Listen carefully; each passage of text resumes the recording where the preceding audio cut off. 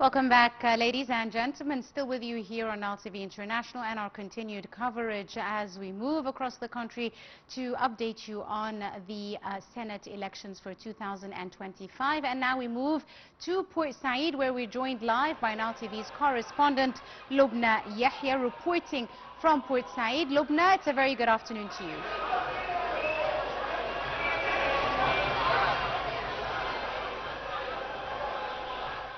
Process of the election right now. We are currently in the East District here. Port Said has 50 sub-committees and Port Said has around 13 polling stations alone in one district called the District of Zuhur. Port Said today has been seeing a very smooth process of the election, and everything has been going quite as usual. The security is facilitated and well provided all day long as we are monitoring the situation here. Also, the governor yesterday was here in the afternoon. Governor Major General Mohib Habashi, he was here to supervise the process himself, and he made several interviews with several media outlets here covering the process. Right. Lobna, what can you tell us with regards to some of the demographics? What are you seeing more? Are you seeing youngsters or women?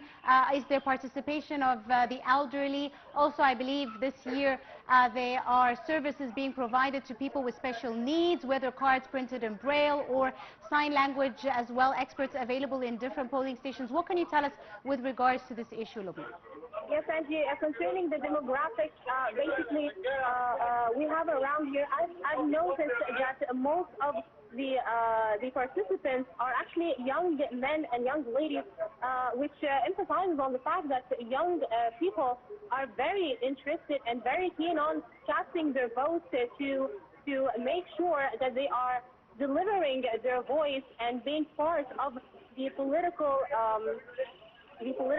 picture in the country.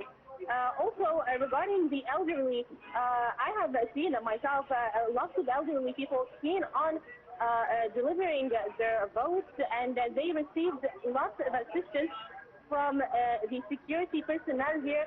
As you know, the National Election Authority has cooperated with the Ministry of Interior, and they have trained personnel and trained policemen, giving all the needed assistance for the voters here. So basically, the elderly have received all the support they need. One of the significant things is we have wheelchairs here for people with disabilities.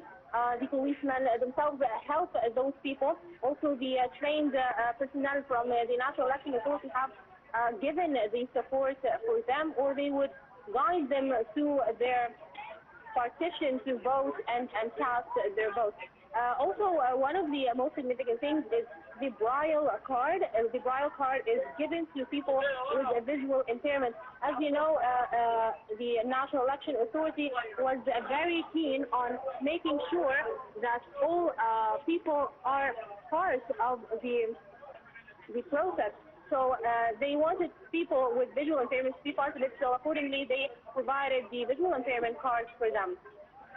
And also concerning the health and emergency facilitations, there are ambulances around here that are